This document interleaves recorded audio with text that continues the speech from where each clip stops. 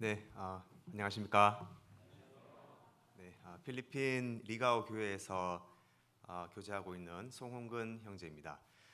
아, 달서 교회는 제가 2004년에 제대를 하고 왔을 때 분가를 해 있어서요. 그때부터 달서 교회에 교제를 했었고, 그리고 제 기억으로는 2006년, 7년에 이렇게 건물을 세운 것 같습니다. 몇 년도죠? 잘 모르시는 것 같습니다. 네. 2007년도, 8년도, 2007년도 그쯤에 우리 이 건물을 건축을 했던 것 같고, 그리고 제가 그 달서교회 1호로 이 건물에서 결혼식을 했습니다. 네, 네. 이거 제일 놀라시네요. 계속 이 말을 해야 되겠습니다 앞으로. 네, 네 1호로 결혼식을 했던 기억이 납니다. 그래서 이 건물을 지을 때 시멘트 포대도 나르고 했던 그런 추억이 있는데요.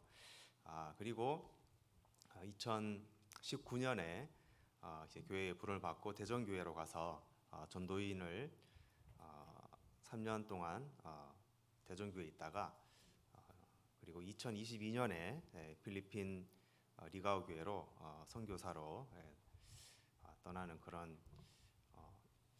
일이 있었습니다. 그래서 지금 4년이 지났고요. 5년 차 이렇게 필리핀에서 선교 활동을 하고 있습니다.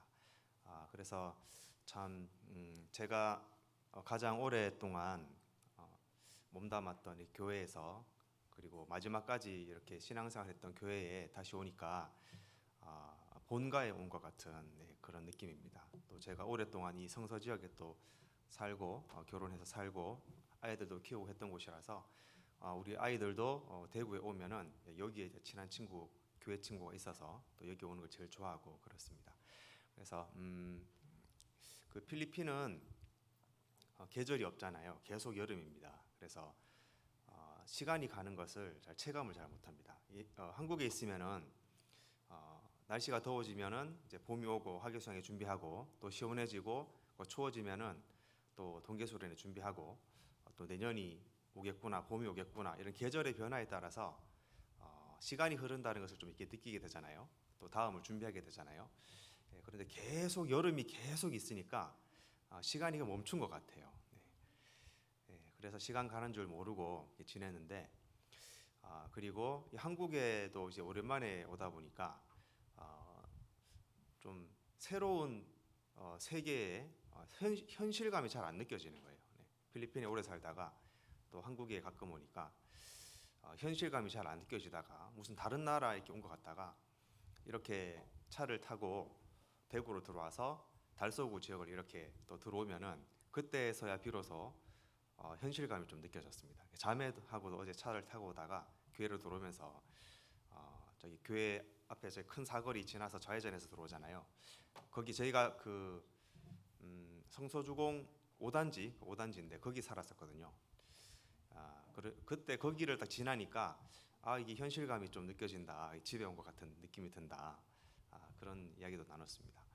아무튼 이렇게 달서 교회에 그냥 저는 제가 제 표현은 모교회라고 합니다. 저희 어머니 모자를 써서 모교회라고 합니다. 그래서 여러 선교 여기 방문 기간 동안 선교 보고 방문 기간 동안 여러 교회를 이렇게 제가 방문을 하는데요. 방문 일정에 이렇게 모교회, 달서교회 방문 이렇게 쓰기도 하는데요. 그래서 다른 제가 리가오 교회에 담임을 하고 있고 그리고 한인 교회 제가 이제 한인 선교사이잖아요. 한인 선교사 교회가 모교회고 멘티 교회고 그다음에 멘토 교회고 말이 자꾸 실수를 하면 죄송합니다. 네. 멘토 교회고 멘티 교회가 4개가 있습니다. 현지인 교회들이죠. 그래서 그 멘티 교회를 후원하는 또 한국 교회가 있습니다. 그래서 강화교회, 안강, 김해교회 이렇게 있는데 또 그것도 이제 방문을 이제 해야 되는데요. 사실 이제 그 교회들 방문해서 선교 보고하고 또 이런 게 이제 사실 제가 주된 일이죠. 선교 보고 와서. 그런데 달서 교회는 후원 교회는 아니잖아요. 저와 관련된 후원 교회는 아닌데 제가 있었던 또 모 교회로서 또 초청을 해주시고 초청해 주신 거 맞죠? 네, 제가 그냥 와서 이러고 있는 거 아니에요? 네, 네, 이렇게 해주시고 환영해 주셔서 정말 감사드리고, 제가 대구에 왔을 때 이렇게 머물 수 있는 교회가 있다는 것에 참 감사가 됩니다. 다음에 올 때도 누구세요? 이렇게 외면하지 마시고 반겨주시면 감사하겠습니다. 네, 그럼 기도하고 시작하도록 하겠습니다. 네, 기도하겠습니다. 우리를 사랑하시는 아버지 하나님, 감사를 드립니다. 죄 가운데 살던 우리를 주님께서 귀히 여기시고 불쌍히 여기셔서 주님의 그 귀한 보혈로 우리의 모든 죄를 갚으시고 우리를 의롭다 하여 주심으로 우리가 천국의 소망을 바라보고 살게 해주심을 진정으로 감사를 드립니다. 정말 보잘것없는 우리를 주님의 자녀 삼아 주시고, 또한 천국의 영원한 삶과 영원한 상급으로 약속해 주셔서 우리가 이 땅에서 비록 힘들고 어려우나 주님의 영광을 바라보며 주님의 상급을 바라보며 우리가 다시 힘을 얻고 위로를 받으며 살아가고 있습니다. 달서교회 형제 자매님들, 이 달서구 지역에 복음을 전하는 사명을 받고 이 땅에 살고 있습니다. 주님께서 우리에게 생명을, 삶을 지금까지 허락하시고 건강과 물질과 시간과 모든 것을 허락하여 주셨습니다. 우리가 내가 받은 모든 것을 주님께 드리는 마음으로 나를 위해 사용하고 나의 편안을 위해 사용하는 것이 아니라 오로지 복음을 전하고 곧 다시 오실 주님을 기다리는 마음으로 이 땅에 살 수 있도록 인도하여 주시옵소서. 오늘 수요일 또 수요 집회를 위해서 한자리에 모였습니다. 각자 바쁜 삶 가운데 하루를 보내고 집에서 편히 쉴 수 있지만 또 말씀을 사모하고 교제를 사모하는 마음으로 이 자리에 힘들게 모였습니다. 주님, 그 마음을 귀하게 여기시고 사랑하셔서 오늘 이 시간 주님의 말씀을 통해서 또 교제를 통해서 영의 양식을 얻어갈 수 있는 귀한 시간으로 채워 주시옵소서. 우리를 사랑하시는 예수님 이름으로 기도드렸습니다. 아멘. 네, 말씀 찾겠습니다. 신명기 1장 6절입니다.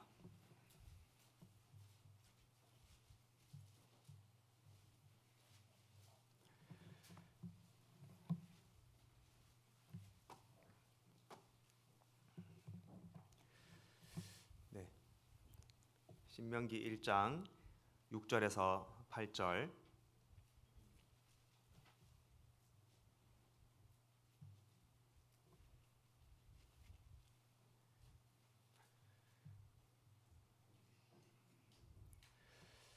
네, 6절에서 8절 함께 읽겠습니다. 우리 하나님 여호와께서 호렙산에서 우리에게 말씀하여 이르시기를 너희가 이 산에 거한 지 오래니 방향을 돌려 진행하여 아모리 족속의 산지로 가고 그 근지 곳곳으로 가고 아리바와 평지와 남방과 해방과 가나안 족속의 땅과 레바논과 큰 땅 유브라데까지 여호와께서 너희의 열조 아브라함과 이삭과 야곱에게 명하사 그들과 그 후손에게 주리라 하신 땅이 너희 앞에 있으니 들어가서 얻을지니라. 네. 신명기는 그 신자가 거듭 신자잖아요. 그래서 신신당부한다는 우리가 말을 하는데 거듭 당부한다 그 말인데요. 신명기는 거듭해서 하나님의 말씀을 명령을 그리고 율법을 이스라엘 사람들에게 전하는 그런 말씀입니다. 신명기 앞에는 이제 민수기잖아요. 네, 민수기 내용을 보면은 출애굽을 한 뒤에 이스라엘 사람들이 원래 계획은 가나안 땅으로 바로 들어가는 계획이었죠. 하나님께서 약속하신 가나안 땅을 가기 위해서 출애굽을 하고 그대로 직진해서 가나안 땅으로 들어가는 것이 계획이었습니다.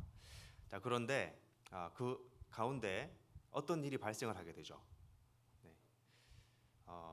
정탐꾼을 보내서 가나안 땅에 다다랐을 때, 정탐꾼을 보냈다는 것은 가나안 땅 거의 다 앞에 왔다는 의미겠죠, 그죠? 그 다다랐을 때에 12명의 정탐꾼을 보냈는데 요수아와 갈렙 이외에 다른 10명의 정탐꾼이 이 땅은 우리가 들어갈 수 없는 그런 무서운 땅이다. 우리가 정복할 수 없는 땅이다. 그런 부정적인 의견을 내고 요수아와 갈렙은 하나님의 약속을 해 주셨기 때문에 저 사람들이 어떻든 간에 우리는 저 땅을 차지할 수 있다. 이런 의견이 있었지만 사람들이 그 당시에도 아마 이게 민주주의가 있었나 봐요. 다수결로 가자. 10명이 아니래잖아. 그래서 사실 그게 불순종이죠. 하나님께서 한번 보고 들어갈 만하면 가라. 이게 아니라 약속하신 땅이고 아브라함 때부터 약속하신 땅이었고 그 땅을 들어가라고 명하셨는데 하나님의 약속을 배제하고 자신들의 판단을 믿은 거죠.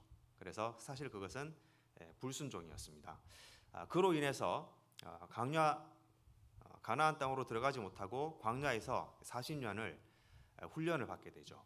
그것이 민수기의 내용입니다. 자, 그리고 민수기가 끝나고 신명기에서 모세가 하나님께서 이제 본문 말씀 보면 하나님께서 명령하시잖아요. 너희가 이 광야에 오래 있었다. 이제 들어갈 때가 되었다. 들어가라고 명령을 하십니다. 이번에는 진짜로 들어가는 거예요. 그래서 모세가 그 고별 설교를 하는 내용입니다. 모세는 가나안 땅에 들어가나요?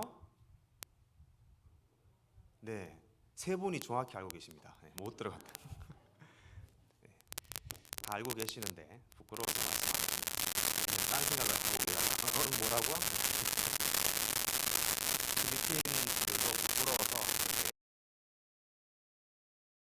이렇게 크게 대답을 하거든요. 아무튼 모세도 결국 못 들어가잖아요. 그래서 마지막 고별 설교를 하면서 신명기에 있었던 그 내용이 반복되는데 사실은 그 40년 동안 광야에서 있었던 일을 다시 한번 되새겨주는 그리고 하나님의 율법을 다시 한번 되새겨주는 그런 말씀이 신명기입니다. 자, 약속의 땅은 가나안 땅인데 지금의 이제 팔레스타인 땅이잖아요. 하나님께서 그 약속의 땅을 언제 처음으로 약속하셨냐면 아브라함에게 처음으로 약속하잖아요. 창세기에 아브라함에게 그 네가 살고 있는 갈대아 우르 지방을 떠나서 약속의 땅으로 가라. 거기 가면 내가 너희 민족을 큰 민족을 이룰 것이고 그리고 그 너희 민족이 별과 같이 많아질 것이다. 그리고 내가 너희를 지킬 것이다. 이렇게 약속을 합니다. 한 명에게 처음에는 아브라함이라는 사람 한 명에게 그 약속을 주죠. 약속은 반드시 이루어지는데 아브라함은 그 약속이 언제 이루어질지는 이제 모르는 거죠. 우선 네가 아들을 낳으리니 아들을 낳는다는 약속을 먼저 해주셨습니다. 그리고 그 아들을 통해서 네 민족이 별과 같이 많아질 것이다. 그런 약속을 하셨죠. 자, 아브라함이 약속을 받은 시기는 약 기원전 약 2000년 정도 됩니다. 자, 그런데 실제로 그 이스라엘이 애굽에 살다가 광야를 거치고 가나안에 들어간 것은 약 600년 후에 그 약속이 이루어집니다. 자, 이것을 보면 우리가 하나님의 약속을 기다릴 때 또 기도를 하고 그 기도의 응답을 기다릴 때 우리가 얻을 수 있는 교훈들이 있습니다. 하나님께서 약속을 하셨는데 이게 왜 600년 후에 이루어졌을까? 왜 이렇게 긴 시간이 걸렸을까라고 생각할 수 있는데 성경에 그 600년이라는 기간 동안 어떤 일이 일어났는지 다 자세히 기록이 되어 있잖아요. 그 과정들을 살펴보면 하나님의 그 섭리를 알 수가 있고 또 그 일들을 통해서 우리가 하나님께 기도를 하고 또 신앙 가운데 원하는 것이 있고 소원한 것이 있을 때 그것이 이루어질 때 때로는 우리가 조급하게 기다리고 왜 기도했는데 이게 안 이루어지지? 이 사람 내가 구원받게 해달라고 간절히 기도했는데 우리 부모님 구원받게 이번 수양회 때 구원받게 해달라고 이렇게 기도했는데 오히려 싸움이 일어나 버렸네. 하나님께서 내 기도를 안 들어주시거나 오히려 반대로 이렇게 하셨나? 그런 생각을 할 수도 있는데요. 이런 과정을 성경을 통해서 살펴보면은 하나님이 우리의 기도가 이루어지고 그 약속을 주시기까지 어떤 일들이 일어났는지 교훈을 얻을 수가 있습니다. 자, 그래서 그런 부분을 좀 살펴보고자 합니다. 자, 먼저 아브라함에게 그 약속을 주고 아브라함이 그 가나안 땅을 가는 과정에 바로 가나안 땅으로 가지 않았습니다. 중간에 여러 가지 일이 있었고 또 하란이라는 땅에 오래 머물기도 했습니다. 그래서 이제 아브라함이 자식을 낳고 이삭을 낳고 야곱을 낳고 또 요셉을 낳고 이렇게 결국 요셉의 가족들이 애굽으로 이주를 하게 되는데 그 이주를 하는 요셉의 가족들이 약 70명 정도 된다고 성경에 기록되어 있습니다. 그래서 요셉이 먼저 팔려가서 이집트로 들어가잖아요. 그리고 거기서 하나님의 은혜로 총리 대신이 됩니다. 그리고 결국 요셉이 자기 가족을 초대를 하게 되죠. 애굽에 들어와서 삽시다. 지금 너무 흉년이 심하니까 애굽으로 들어오세요. 할 때 약 70명 정도 됩니다. 자, 그래서 그 70명이 만약에 가나안으로 이렇게 바로 들어가면 가나안 땅에도 하나님께서 내가 너희에게 가나안 땅을 약속한다고 하셨지만 가나안 땅에 가면 사람들이 아이고 하나님께서 약속하신 백성이 오셨나요? 여기 살 땅 마련해 놨습니다. 여기 사세요. 이렇게 하는 게 아니죠. 이방인 취급하고 칼을 들고 달려듭니다. 다른 족속이 왔구나. 우리 족속을 지켜야지. 죽이자. 그런 부족 시대의 사유였죠. 70명이 가나안 땅 들어갔으면 어떻게 됐을까요? 다 죽었겠죠, 그죠? 하나님께서 그 이스라엘 백성을 강성시키기 위해서 애굽 땅으로 들어가게 합니다. 요셉을 통해서 들어가게 되는 것이죠. 자, 그리고 약 400년간 그들은 애굽 땅에서 사는데 거기서 약 200만 명 정도로 인구가 불어나게 됩니다. 그렇죠? 성인 어린아이부터 노인까지 하면은 약 200만 명 정도 된다고 합니다. 물이 있나요? 필리핀에서 왔다고 물도 안 주네요. 원래 필리핀이 좀 무시받긴 합니다. 감사합니다. 공수원 자매님 상 받으실 겁니다. 물 한 잔 대접하는. 제가 필리핀에서는 긴장을 안 하는데 모교에 이제 오니까 어르신들도 많고 집사님들도 많아서 제가 좀 입이 바삭바삭 마르네요. 그리고 이제 필리핀에서는 영어로 이렇게 설교를 하는데 순차 설교를 해요. 제가 한마디 하면 따갈로그로 번역을 하고 그래서 영어로 말하는 건 좀 어렵지만 좀 여유가 있습니다. 한마디 하고 이렇게 한마디 할 동안 이렇게 딴 생각도 좀 하다가 무슨 말 했더라? 여유가 있는데 계속 말해야 되잖아요. 어렵네요 이게. 빨리 필리핀으로 가야겠습니다. 한 모금 더 먹고. 한국에 오면 물맛부터 달라요. 그래서 좋습니다. 어디까지 했는지 까먹었습니다. 그래서 그 70명의 인구가 이집트에서 약 200만 명이 됩니다. 400년 동안 엄청나게 인구가 많이 부은 거죠. 그래서 우리가 그들이 이집트에서 노예 생활을 할 때 아주 막 정말 뭐 물도 못 먹고 밥도 못 먹고 그렇게 막 채찍 맞아가면서 노예 생활한 것처럼 우리가 착각할 수 있는데 그것의 끝 부분에 이제 바로 왕이 마음이 강팍하게 됐을 때 그런 일이 있었고 약 400년 동안 기간에서는 이집트가 그 당시에 최대 강국이었고 아주 풍족한 나라이기 때문에 이제 이방인 민족 히브리 민족에게 대우를 잘 해주고 왜냐하면은 총리 대신에 그 가족들이잖아요. 그래서 대우를 잘 해주고 그리고 그 이집트 역사를 볼 때도 그 노예라고 그런 표현을 하지만 그 사람들에게 복지라든지 휴무라든지 그런 급여 이런 것들이 아주 풍족하게 잘 주어졌다고 합니다.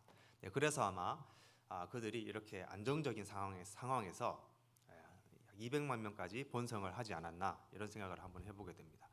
자, 그리고 마지막에 이르러서 하나님께서 그들을 이제 출애굽해서 약속의 땅으로 들어갈 때가 되었을 때 하나님께서 그 바로를 강팍케 하셔서 바로가 그때부터 엄청나게 핍박을 하기 시작한 거죠. 그래서 요셉을 모르는 왕이다라고 표현을 했습니다. 네. 근데 사실 그 왕들이 요셉을 모를 리가 없어요. 이집트의 역사를 가장 잘 아는 사람들이 그 왕이잖아요. 네, 왕족들은 이집트 역사를 막 배웁니다. 자, 그때 물론 요셉을 알았지만 그 안다라는 그 단어가 히브리어로 야다라고 하는데 그것은 그냥 지적으로 아는 것이 아니라 가인과 아담과 이브가 아담과 하와가 영어로는 그 이브라 아담과 하와가 동침했다는 단어도 야다라고 되어 있습니다. 그리고 하나님을 안다도 야다라고 표현합니다. 그리고 여기서도 이 단어에서도 요셉을 모르고 아는 것에서 지적으로 아는 것이 아니라 알고는 있지만 무시했다는 그런 내용으로 해석할 수가 있어요. 그래서 이 왕이 요셉을 모를 리가 없죠. 그 역사를 배우면 조금만 배워도 아니까. 자, 그러나 이 무시한 거. 얘들 이방 민족이야. 얘들 점점 강성해져 가지고 우리 민족을 칠 수도 있어. 그래서 그때부터 강력하게 핍박을 하게 되는 것이죠. 그래서 재료도 주지 않고 벽돌을 2배로 만들고 재료도 너희가 구해라. 이런 일이 벌어진 것이죠. 그래서 그때 모세가 등장을 해서 우리 민족 떠나야 된다. 더 핍박을 하게 된 것이죠. 그래서 이스라엘도 아마 그때는 더 이상 여기 살고 싶지 않다. 떠나고자 하는 마음이 있었던 것 같습니다. 우리가 이제 생각을 해보면은 가나안 땅을 하나님께서 약속을 해 주신 것은 감사한데 거기에 사는 사람들을 쫓아내야 돼요. 전쟁을 통해서 싸워서 이겨서 죽이거나 쫓아내야 되는데 한편으로는 좀 객관적으로 봤을 때 거기 사는 사람들은 뭔 죄냐? 하나님 백성들은 하나님만 사랑하고 그 사람들은 그냥 막 죽여도 되는 민족이냐? 이렇게 생각할 수 있잖아요. 아무도 안 해봤습니까? 저만 이렇게 민주주의입니까? 그런데 창세기 15장 16절에 보면은 제가 읽어드릴게요. 내 자손은 4대 만에 내 땅으로 돌아오리니 이는 아모리 족속의 죄악이 아직 관영치 아니함이니라 하시더니 아모리 족속은 그 가나안 땅에 가장 많이 살고 있는 족속이고 그 주변에 흩어져서 살기도 하는 족속입니다. 그 아모리 족속이 그 가나안 땅을 살고 있는데 그들을 몰아내야 되는데 하나님께서 이스라엘 사람들이 그 40년 동안 광야 생활을 할 때에 그 전에는 이 사람들이 죄악이 관영치 아니하였다고 말씀하셨어요. 그러니까 그들이 하나님을 믿지 않고 그들이 하나님을 믿는 백성들을 조차 또 배척하고 악이 관영할 때까지 기다리신 거예요. 아모리 사람들이 악이 관영할 때에 이스라엘 사람들이 때마침 그들을 공격해서 그 땅을 차지하게 된 겁니다. 자, 이런 내용을 보면은 하나님의 그 계획은 우리의 생각과 다른 거예요. 우리는 한 가지만 바라보고 내가 기도를 하고 약속을 기다릴 때에 한 가지만 바라보고 이것이 이루어졌으면 좋겠다라고 생각하겠지만 하나님께서는 전지전능하신 분이기 때문에 모든 것을 동시에 보고 모든 것을 적절한 때가 되었을 때에 그 일이 이루어지게 하시는 겁니다. 자, 그리고 또 그 당시에 이스라엘은 애굽에 있으면서 하나님과 좀 멀어졌고 하나님을 섬긴다고는 했지만 하나님과 멀어졌고 교만했습니다. 그래서 하나님이 그들을 목이 곧은 백성이다라고 말씀했습니다. 그들이 하나님을 믿는 민족이라고 했지만 그 광야에 진입했을 때에 또는 홍해 앞에 다다랐을 때에 어떤 위기 앞에 왔을 때 그들은 하나님께 기도하고 구하는 것보다 원망하고 애굽으로 돌아가자 선동하고 이런 일들이 많았었죠. 하나님을 믿는다고는 했지만 그들의 신앙은 정말 순종하고 복종하는 그런 신앙이 아니라 하나님 앞에 목이 꼿꼿하고 곧은 그런 민족이었던 겁니다. 자, 그런 상태에서 예를 들어서 바로 가나안 땅으로 들어가게 되면 또 그 땅을 차지하게 되면 어떤 마음이 들었을까요? 우리가 잘해서 내가 잘해서 우리가 강했기 때문에 이 땅을 차지했다. 이런 시작을 이렇게 해버리면은 하나님의 백성이 더 이상 하나님의 백성이 아닌 것이죠. 말로만 하나님 믿는다. 말로만 나 하나님을 따르는 사람이다라고 하지만 그 내면은 하나님을 그저 이용하는 그런 마음을 가지게 되는 것이죠. 자, 그래서 우리의 신앙도 이런 부분들을 통해서 많은 교훈을 얻을 수 있다고 생각합니다. 자, 우리가 어떤 기도를 할 때 그리고 하나님의 약속을 기다릴 때에 이 일이 내 기준에서는 이번 달 안에 이루어지면 좋겠고 또는 올해 안에 이루어지면 좋겠고 최대한 빨리 이루어지면 좋겠지만 하나님의 계획은 따로 있는 겁니다. 모든 일이 연합해서 정확하게 이루어질 때에 그 기도가 이루어지는 것이에요. 그래서 이 아브라함이 받은 약속, 아브라함은 아마 하나님께 약속을 받았기 때문에 가나안 땅에 빨리 들어가서 정착해가지고 그러면 하나님께서 우리 민족을 크게 불려주실 거야 라고 아마 생각을 했을 겁니다. 자, 그런데 하나님의 계획은 달랐죠. 아브라함이 바로 가나안 땅에 들어가도 되는 것도 아니고 아브라함이 몇 대 거쳐서 요셉의 시대에 약 70명이 들어가서 되는 것도 아니었고 애굽이라는 땅에 들어가서 큰 민족이 되었을 때 그때 바로 들어가는 것도 아니고 그들이 인구가 많아지고 겸손하게 하나님 앞에 엎드리게 되었을 때에 그런 믿음을 가졌을 때에 그들이 들어갈 수 있는 것이었고 그리고 그들이 신앙이 겸손해지고 인구가 많았다고 해도 그 가나안 땅에 있던 사람들이 그 악이 관영하지 않았기 때문에 또 못 들어가는 그런 시기가 있었던 겁니다. 그 모든 것이 하나님이 볼 때는 동시에 이루어졌을 때에 하나님께서 그 약속을 이루어 주시는 그런 모습을 우리가 볼 수 있습니다. 그래서 우리가 기도하고 그 응답을 기다릴 때에 내 기준으로 기도하고 응답을 기다리면 시간이 되게 길게 느껴져요. 내가 간절히 기도하고 눈물로 호소했는데 왜 그 기도가 이루어지지 않을까요?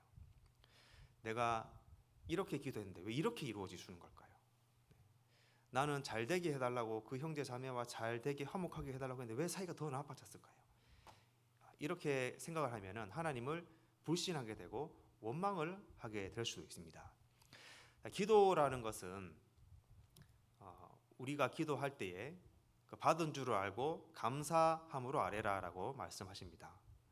자, 우리가 기도할 때는 만약에 오늘 기도를 하면 오늘 몇 시, 며칠, 몇 시에 내가 기도를 했으니까 지금부터 하루가 흐르고 한 달이 흐르고 1년, 10년이 흐른다고 계산을 우리가 할 수 있잖아요. 우리는 시간 속에 살고 있기 때문에.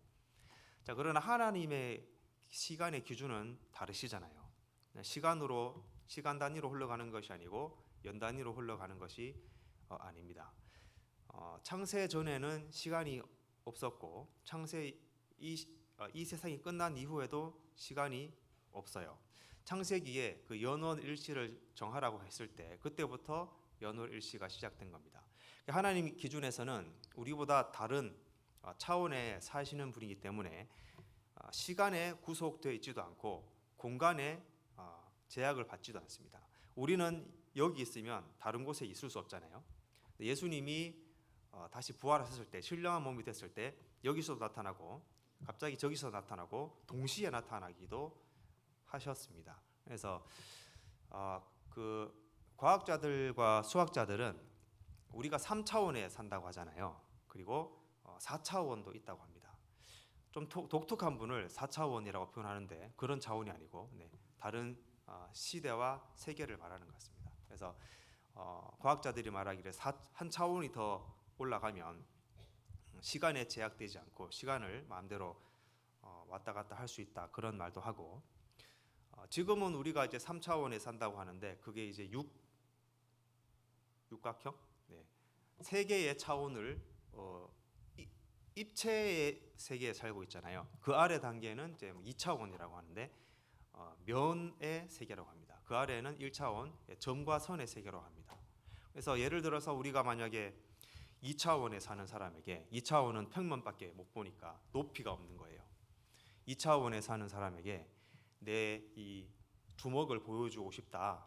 그래서 2차원에 사는 사람에게 내 주먹을 이렇게 딱 찍으면 이 점 5개밖에 안 보이는 거예요. 2차원 사람들은 이 사람의 주먹은 점 5개로 이루어져 있구나, 이 닿는 부분만 보이니까, 땅에 닿는 부분 보이니까 그 아래 위가 없는 겁니다. 자, 우리는 지금 3차원에 살고 있지만 볼 수 있는 것은 2차원밖에 못 봅니다. 내 뒤통수를 동시에 볼 수는 없잖아요.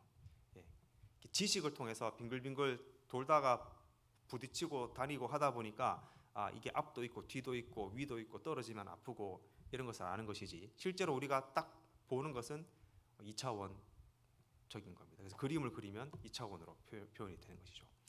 4차원에 사는 사람들은 앞뒤 좌우 동시를 다 볼 수 있다고 합니다. 과학자들이 이야기합니다. 근데 우리는 이해가 안 되죠. 앞뒤를 어떻게 동시에 보나. 그리고 그 위에 또 차원으로 올라가면 시간과 공간을 마음대로 드러나들 수 있다고 합니다. 그래서 이런 것은 제가 정확하게 잘 모르겠는데 아마 하나님이 사는 그런, 하나님이 계시는 공간, 하나님이 사는 그런 공간은 아마 훨씬 그런 높은, 과학적으로 말을 하자면 훨씬 그런 높은 차원이 아닌가, 이런 생각이 들고요. 그리고 성경에는 과거와 현재와 미래가 다 기록이 되어 있는데, 이제 미래, 그 선지자들에게 미래에 일어날 일에 대해서 보여주고 기록하게 하잖아요. 그래서 요한이 미래를 기록하기도 하고 에스겔서에 미래가 기록되어 있기도 하는데, 그 선지자들에게 그걸 보여줬다 그랬잖아요.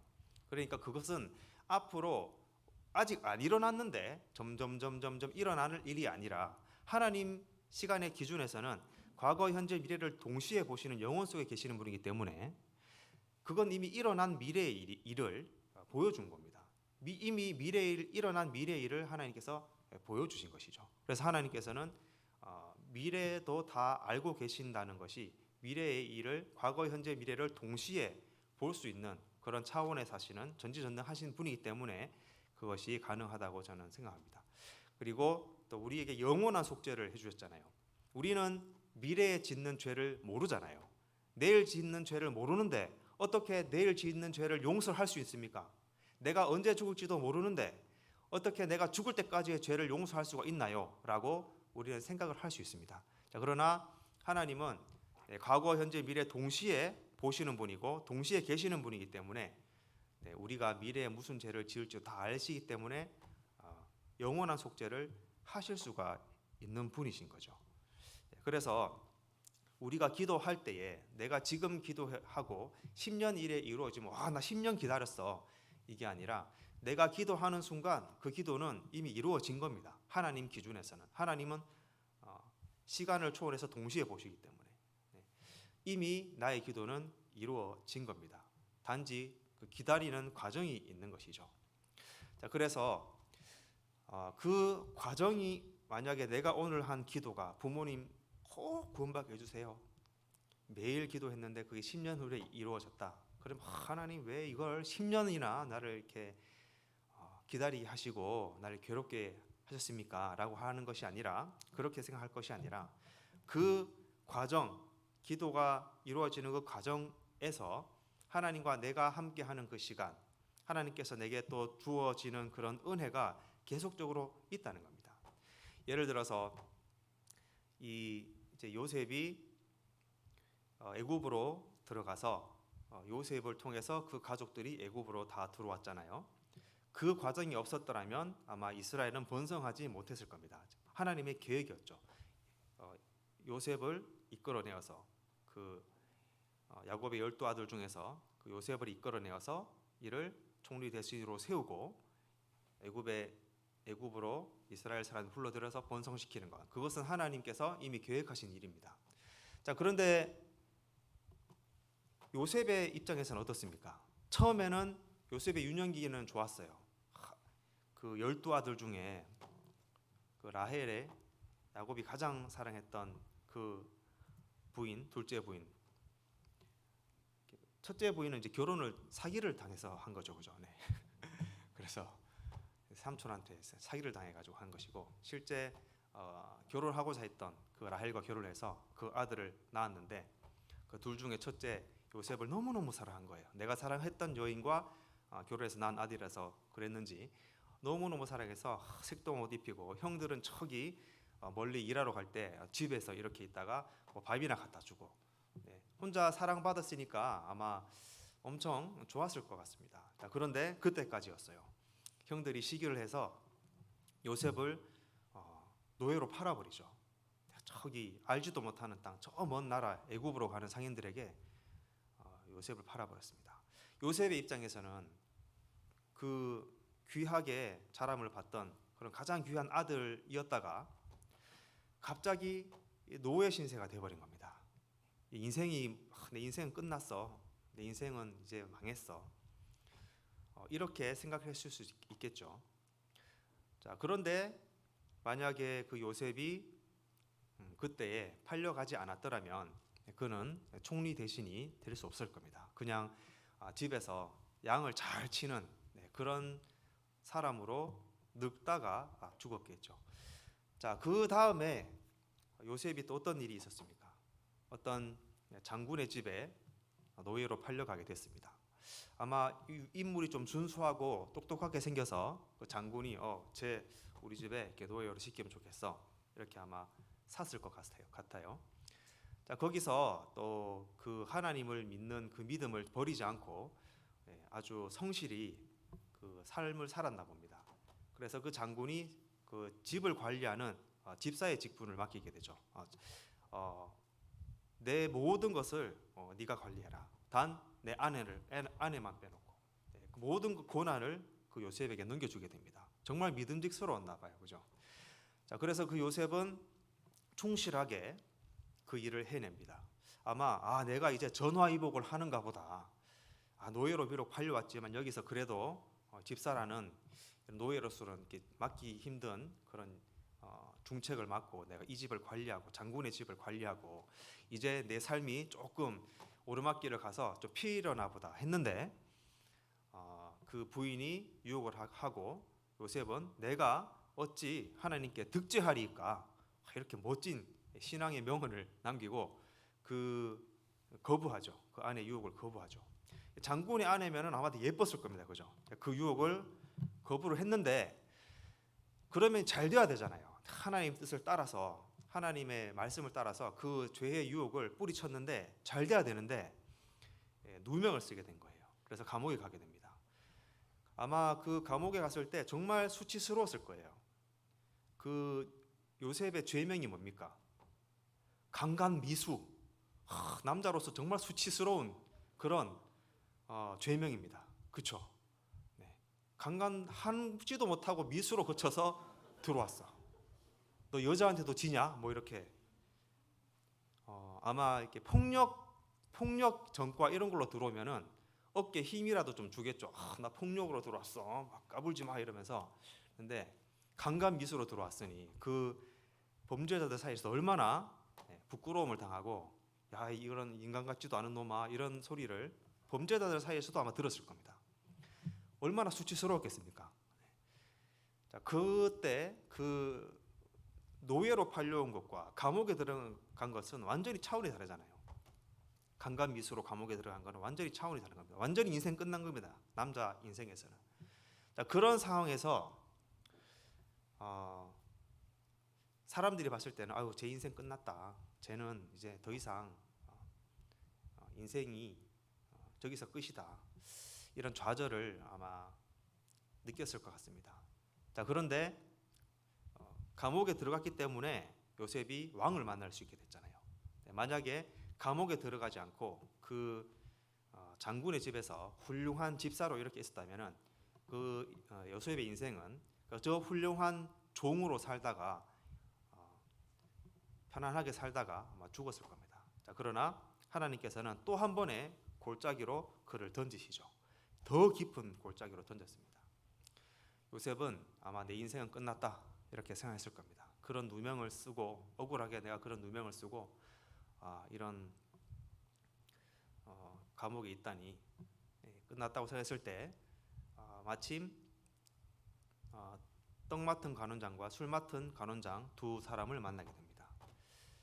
그나마 이건 행운이야라고 생각할 수도 있을 거예요. 이 사람들이 나를 이렇게 그 두 사람의 꿈을 해몽해 주죠. 근데 이 꿈이 반드시 맞을 겁니다. 이 꿈 해몽이 반드시 맞을 겁니다. 그게 맞다고 깨달았을 때 왕 앞에 갔을 때 제발 나에 대해서 이야기해 주세요 라고 하소연을 하죠.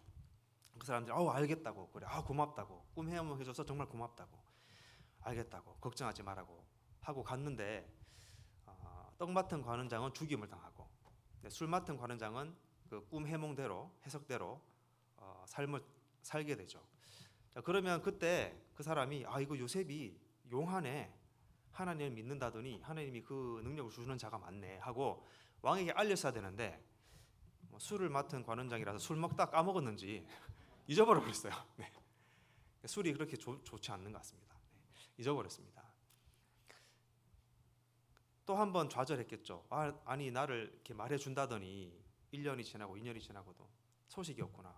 나는 끝났어. 또 한 번 좌절했을 겁니다. 자, 그런데 하나님께서 그 바로 왕에게 꿈을 주죠. 무시무시한 엄청난 공포스러운 흉측한 꿈을 줍니다.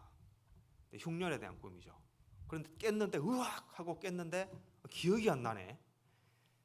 그래서 결국 꿈 해몽을 할 수 있는 자 없느냐. 그때 술 맡은 관원장이 번쩍 떠오른 거예요. 그렇지 요셉. 그때 요셉을 왕 앞에 불러들이죠. 자, 그때 만약에 그 꿈을 꾸기 전에 술 맡은 관원장이 요셉을 이렇게 불러들였으면은 아마 별 관심을 받지 못했을 겁니다. 왕에게. 자, 그때 그러나 적시적절할 때에 하나님께서 그 왕에게 꿈을 주시고 그리고 술 맡은 관원장이 그 사실을 기억나게 하고 요셉은 그때 그 왕을 만나게 되는 겁니다.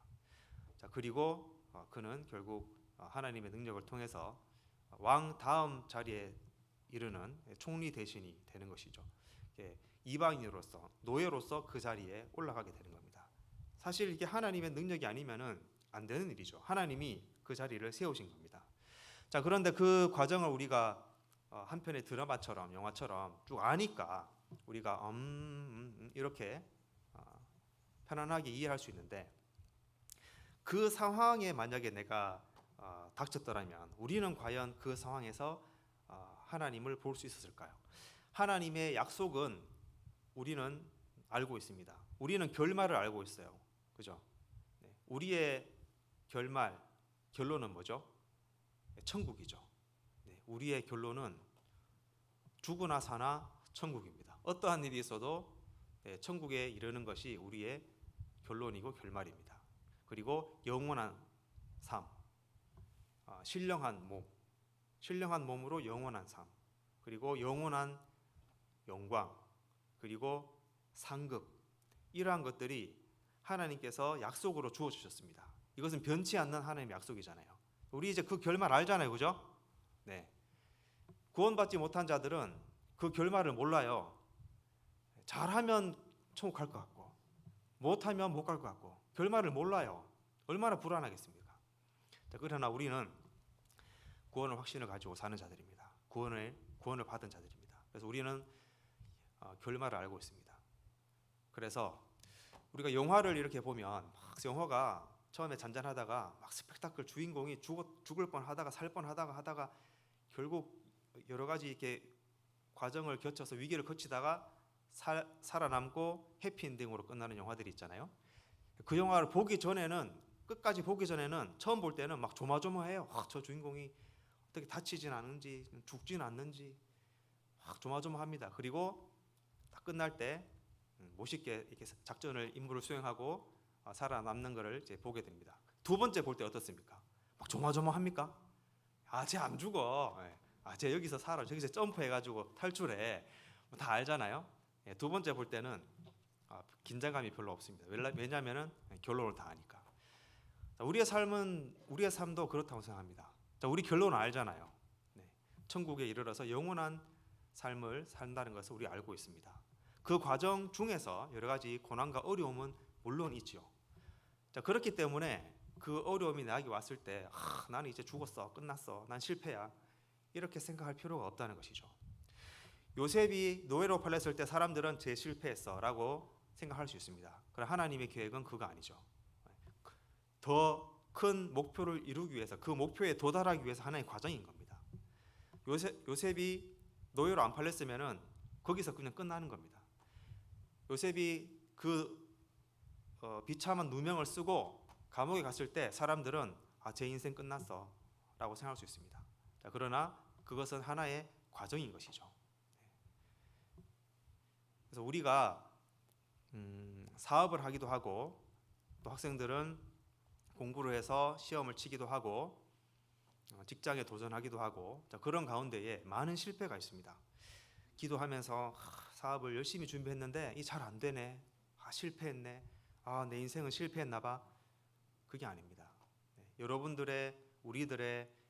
우리들이 생각하는 실패의 기준과 하나님의 생각하는 실패의 기준은 다릅니다. 요셉이 생각했던 그 실패의 기준은 하나님이 볼 때는 꼭 필요한 과정이었던 겁니다. 여러분들 뭐 하다가 실패해 본 적 있나요? 그 실패 아니에요. 실패라고 생각하지 마세요. 하나님께서 나와 더 가까워지고 싶은, 그리고 또 나를 위해서 어떤 일을 이루고자 하는 그 과정입니다. 그래서 내게 어떤 어려움이 오거나 내가 생각했을 때 실패라고 생각했을 때에 그 상황만 바라보면 실패로 보일 수밖에 없어요. 요셉이 그 감옥만 바라보고 있으면은 요셉은 실패한 인생입니다. 그러나 거기서 하나님을 바라볼 때에 결국 하나님께서는 그 골짜기에서 건져내서 높은 위치에 올리시는 겁니다. 그래서 우리가 교회 안에서 형제 자매들 간에 어떤 문제가 생길 수도 있고, 또 세상에서 여러 가지 문제가 생길 수도 있고, 금전적으로 어려움, 건강적인 어려움, 가족 간의 어떤 트러블, 많은 문제들이 생길 수 있습니다. 그런데 우리가 그 문제에만 집중하게 되면은요, 하나님은 점점 작아지고 그 문제는 엄청나게 커집니다. 우리에게 덕이 되는 게 하나도 없어요. 그러나 그 과정에서 하나님, 저에게 이런 일을 주셨네요. 이런 상황을 주셨네요. 제가 선하게 이렇게 기도를 했는데 이런 안 좋은 일이 제게 왔네요.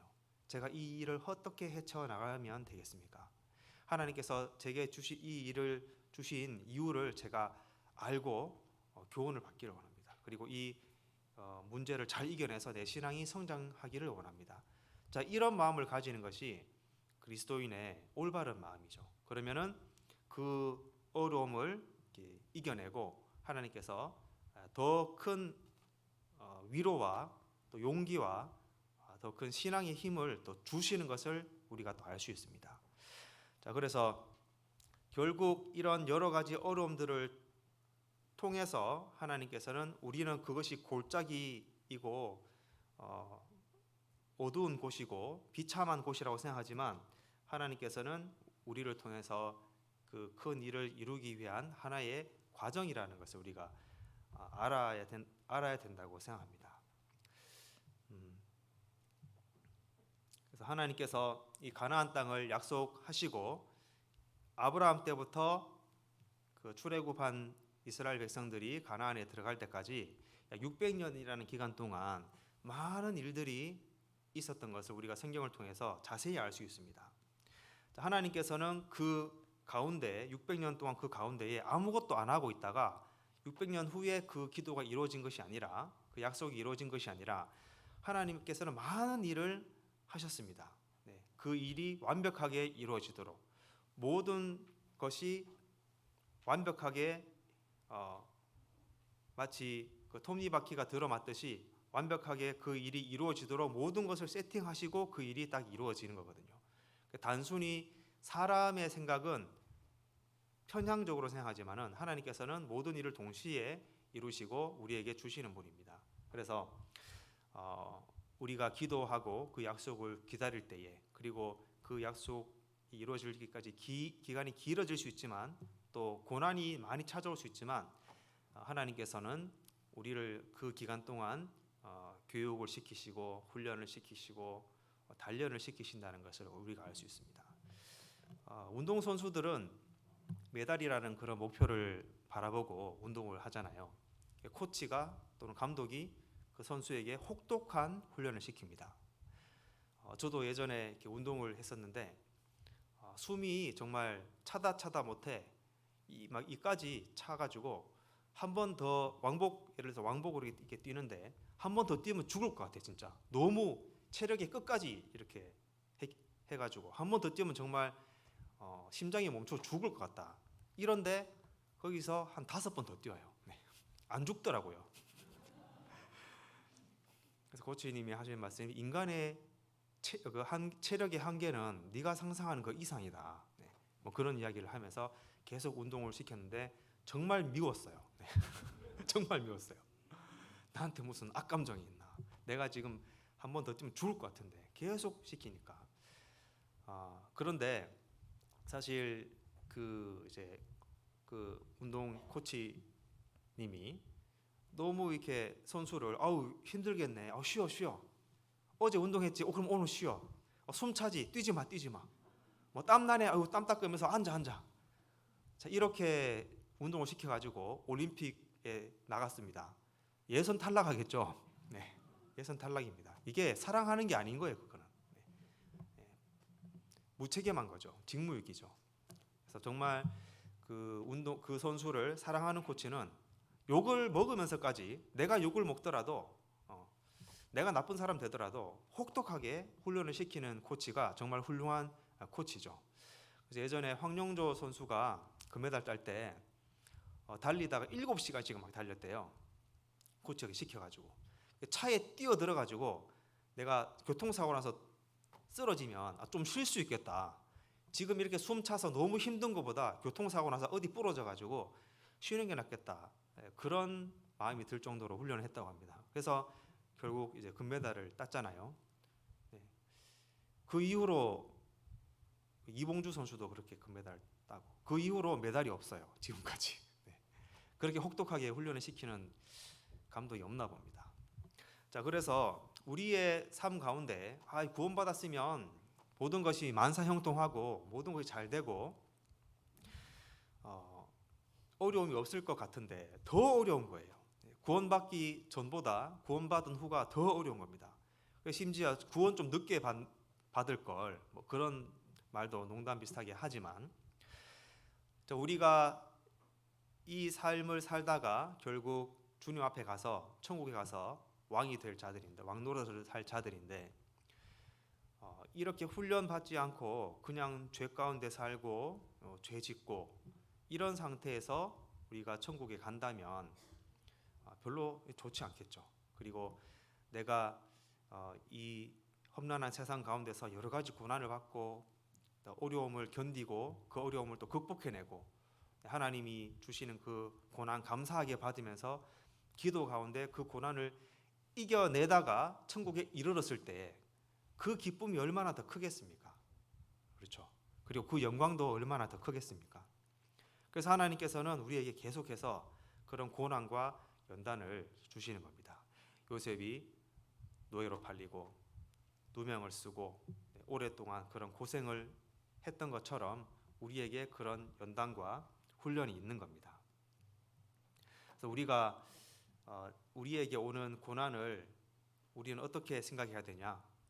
좌절하거나 실망하거나 하나님께 실망하거나 포기하는 것이 아니라 더 하나님께서 나를 쓰기 위해서 이렇게 훈련하시는구나 그런 희망을 가지고 이것은 또 상급의 기회가 되는구나 이런 마음으로 우리가 그 고난을 우리에게 오는 그런 고난을 이겨내야 된다고 생각합니다. 우리가 또 신앙의 본으로 생각하는 분이 사도 바울이잖아요. 사도 바울은 전도를 하다가 감옥에 여러 번 갇혔습니다. 매를 맞기도 하고 돌을 맞기도 하고 갇히기도 하고, 그리고 많은 사람들이 내가 사도 바울을 죽이겠다, 이런 상황도 있었죠. 자, 우리가 만약에 전도를 하다가 하나님 앞에서 선한 일을 하다가 그런 일을 당하면 우리가 어떻게 그걸 헤쳐나갈 수 있을까, 이런 생각도 한번 해봅니다. 필리핀에 있다가 전도하다가 감옥에 가진 않거든요. 네. 지금은 그런 어려움은 없습니다. 자, 그런데 사도 바울이 죄를 짓다가 감옥에 간 것이 아니라 하나님의 일을 하다가 감옥에 갔잖아요. 저는 그 사도 바울이 어떤 감옥에 갇혔을까? 저도 이제 해외에서 전도를 하고 있다 보니까 만약에 내가 전도를 하다가 그런 컴컴하고 축축한 그런 감옥에 갇히면 감사함으로 받아들일 수 있을까? 아니면 어떻게든 감옥을 빠져나가 보려고 막 이렇게 변호사 불러가지고 이렇게 막 할까? 뭐 그런 생각도 한번 해본 적이 있습니다. 물론 갈 확률은 없습니다만은. 네. 사도 바울이 감옥에 갇혔을 때 그는 무엇을 했습니까? 좌절했나요? 하나님, 전도하라고 해가지고 전도를 했는데 왜 감옥에 제가 갇혀야 됩니까? 제가 죄를 지은 것도 아니고 하나님 선한 일을 하다가 했는데 왜 저는 더 구렁텅이로 빠지게 됩니까? 하나님 계시는 거 맞습니까? 하나님 저 사랑하는 거 맞습니까? 이렇게 생각할 수 있잖아요. 감옥에 갇히니까 사도 바울은 전도를 했습니다. 감옥에 왔어? 그럼 감옥에 있는 사람 전도하면 되겠네. 네, 감옥에는 그 왕족들 친인척들이 간수로 일을 하고 그 감옥에 관리자로 있었기 때문에 저 사람들에게 내가 복음 전하면 되겠네. 네, 감옥에 가서 전도를 한 거예요. 그래서 그 왕 친인척들이 그때에 구원을 받잖아요. 네, 그리고 그 왕족에게 전도를 할 때 그가 이 감옥에 있는 사도 바울이 얼마나 당당하게 말을 했는지 막 두려워했다 그랬어요. 그거 진짜냐고 두려워했다고 했습니다. 감옥에 있어서도 전혀 위축되지 않은 거예요. 나 감옥에 갇힌 죄수야, 수갑 차고 있는 죄수야, 무서워, 두려워, 그러지 않고 정말 그 담대하게 복음을 전했던 겁니다. 왜 그러냐면 자기 안에 너무나 확실한 구원의 믿음이 있었기 때문에 그렇게 두 눈 똑바로 뜨고 내가 수갑을 찬 죄수지만 그 관원장에게 두 눈을 똑바로 뜨고 전도를 할 수 있었던 겁니다. 자, 베드로는 어땠습니까? 감옥에 갇혀가지고 막 좌절하고 뭐 우울증 겪고 그랬나요? 아니죠. 잤어요. 너무 편했나 봐요. 하나님 내게 주신 은혜, 내가 여기서 죽어도 천국 가고 살아서 나가면 또 전도하면 되고 편안하게 잠을 잤습니다. 안 일어나고 천사가 막 깨웠잖아요, 그죠? 너무 잠을 잘 자가지고. 여러분 전도하다 감옥 가면 그렇게 편하게 잘 수 있겠습니까? 편하게. 네. 우리도 그런 마음을 본받아야 된다고 생각합니다. 그래서 말씀 한 구절 찾겠습니다. 요한복음 14장입니다.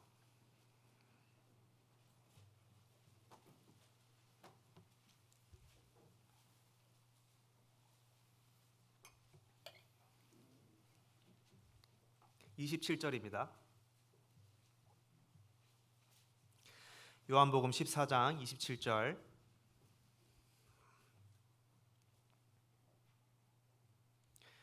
네, 함께 읽겠습니다.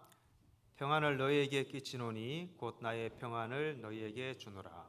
내가 너희에게 주는 것은 세상이 주는 것 같지 아니하니라. 너희는 마음에 근심하지도 말고 두려워하지도 말라. 네, 우리가 세상을 바라보면 참 갖고 싶은 게 많습니다. 요즘 참 좋은 게 많잖아요. 네, 한국 오면은 너무 잘 살고 좋은 집도 너무 많고 좋은 차도 너무 많고 맛집도 참 많고 좋은 게 너무 많습니다. 그래서 필리핀 사람들은 한국에 오는 게 꿈입니다. 그 사람들은 한국에 사는 것이 그분들의 꿈입니다. 미국과 한국 중에 그러면 한국을 가고 싶어합니다. 너무너무 살기 좋고 선진국이고 모든 것이 갖춰진 살기 좋은 나라가 한국이라고 합니다. 그래서 갖고 싶은 것도 참 많습니다. 더 좋은 집, 더 고급스러운 아파트, 더 고급스러운 자동차, 옷, 음식, 참 가지고 싶은 것이 참 많은 그런 세상에 우리가 살고 있는데요. 사실 우리가 근데 많은 것을 가져봤잖아요. 우리가 참 많은 것을 가지고 있지 않습니까? 없습니까? 네. 우리가 많은 것을 갖고 있습니다. 집도 있고 차도 있습니다. 그런데 그것을 가지면은 그 기쁨이 계속 가는 게 아니고 잠시 기쁘다가 더 좋은 곳을 찾게 됩니다. 그렇잖아요. 24평 전세 살다가 주택 살다가 24평 집 오면 너무 기쁘잖아요. 깔끔한 아파트. 그런데 그 몇 달 지나면 32평을 바라보게 되잖아요. 그죠? 네, 바라보게 됩니다. 그 기쁨은 오래 가지 않습니다. 학생들 막 아이폰 갖고 싶어가지고 그러다가 아이폰 딱 받으면 너무 기뻐요. 한 달 지나면은 뭐 그냥 가지고 있는 익숙해집니다. 적응을 해버리죠. 세상에 있는 것을 우리가 계속 가지려고 하면 그것은 우리 만족감이 전혀 없습니다. 만족감이 없고 또 다른 더 큰 욕심을 또 내게 됩니다. 자, 그런데 우리가 신앙생활 하는 가운데 가장 큰 기쁨을 느낄 때가 언제입니까? 네, 말씀을 읽다가 깨달을 때, 또 신앙생활 하는 가운데에 어떤 것을 정말 큰 기쁨을 내가 얻었을 때, 수양에 가거나 또 선교 여행 같이 갔다가 정말 이 마음의 기쁨, 큰 평강을 얻을 때, 그럴 때 정말 큰 기쁨을 느끼는데요. 그때에 아마 그런 경험을 하신 분들이 계실 겁니다. 그 당시 그때에 여러 가지 어려움이 많이 있지만 그럼에도 불구하고 그 어려움들이 아무것도 아니게 되는 거예요. 하나님이 주신 그 기쁨을 느낄 때에, 그 평안함을 느낄 때에 내가 그동안 고민했던 거, 물질적인 거, 금전적인 거, 건강적인 거 여러 가지 있지만 그게 사라진 게 아니에요. 사라지지 않았지만 하나님의 기쁨 안에 있을 때에 그게 아무것도 아닌 일로 느껴지는 거예요. 자, 그래서 하나님이 주신 기쁨은 세상에 주는 기쁨과 같지 않다고 그랬습니다. 그 모든 것을 이겨내버리는 그런 기쁨인 겁니다. 그래서 우리는 그런 평강과 기쁨을 말씀 가운데 찾고 또 기도 가운데 얻을 수 있도록 늘 기도를 해야 됩니다. 그 기쁨과 평강이 없으면은 계속해서 세상적인 것으로 내 기쁨을 찾으려고 하는 거예요. 내 마음의 중심이 하나님한테 있는 것이 아니라 계속 세상으로 나아가서 세상적인 것으로 내 마음을 채우려고 합니다. 자, 그러면은 그게 서서히 영적으로 병이 들어가게 되는 거죠. 예전에 유한모 선생님께서 그 수요설교 주일설교 하실 때 성령 충만이라는 그런 주제로 한동안 오래 하셨잖아요. 내 마음에 성령이 충만할 때에, 그 기쁨이 충만할 때에 내 마음이 정말 이 평안이 가득하고 기쁨이 가득하고 주님이 주신 은혜와 그 힘으로 가득하고 그렇게 사는 것이 사실 그리스도인들의 정상적인 삶입니다.